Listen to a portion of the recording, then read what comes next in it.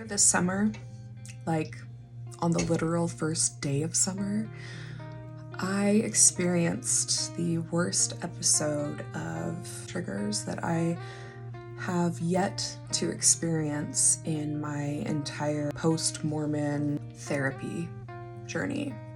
It got to such a scary point that the people who are close to me, especially my little sister Rachel, they didn't know what to do to help me. I didn't know how to help myself either. And at my lowest moment, I considered checking myself into the hospital.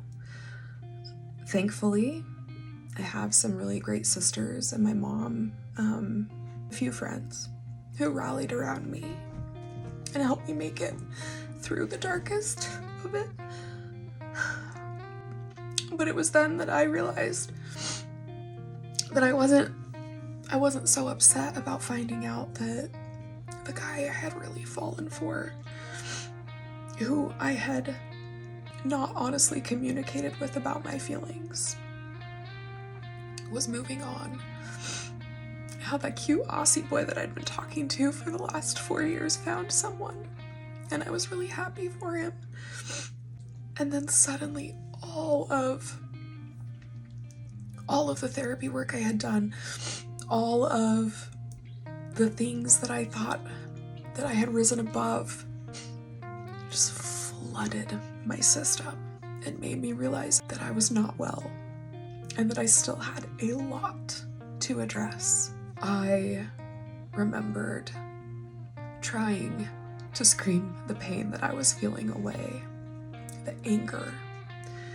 As a usually very calm, especially in the face of emergencies, non-panicked, chill, no drama, it takes a lot to piss me off kind of person, I realized, but it was less about that and more about that 30 years of my life were stolen from me because of a high-demand religious organization.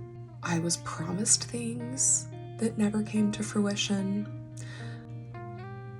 And I think a lot of people in the organization will say that I probably just didn't have enough faith for them to happen. But you can only do so much. To see the dream you have of becoming someone's best friend and partner, to maybe becoming a mom, for some reason, it's never me. I know that I still have so much work to do. I know that I still have a lot of growth and healing to do. So thankfully, in my lowest of low moments, curled up in a ball on the floor of my shower screaming, I knew that I would be okay. I committed to myself in that moment to go back to therapy and get help. I found an amazing therapist who has also done the work to remove herself from a cult.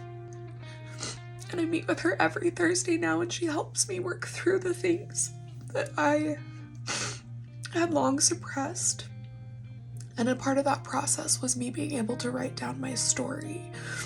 It's not my whole story, but family history and telling people's life stories is such a central part of Mormonism that I, having excommunicated myself, wanted to be sure that I was the one to tell my story.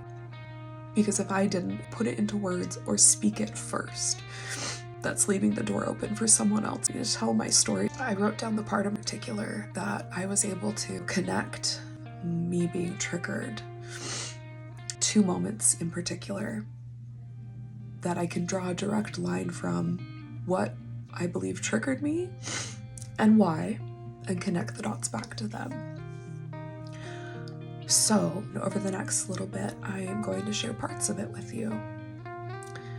It may be heavy, it might be hard for some of you to read. I don't blame you if you keep moving. But as a part of my growth, to take back my power, to stop allowing that part of my life to shape my story. But I don't like being triggered. Makes me act. And I don't want to be triggered anymore. So I need people to know that I was touched inappropriately and hurt as a first grader. I need people to know that a man in extreme power, at nearly the head of the church, groomed me. And I need people to know that because I wasn't given the permission or taught what boundaries are, or even really about sex, and that it was okay to say no to a priesthood holder. One of the very first guys that I fell for, he abused me. But it's because of therapy this summer that I recognize that, and I'm able to speak those words out loud. And I know not everyone who's been in these situations can share their story. I know now that I can share mine. So, listen if you will. Thank you if you do. And to everybody who's kind of in my shoes, 40-something, still single, never had a boyfriend, leaving the only community and religious organization that you've ever known. Even when you feel really alone, you're not. I'm here. And I love you. To the friends and men and people that I've pushed away because of my ugliness, I'm working on it. And I'm already feeling so much better, but I have got a long road to go.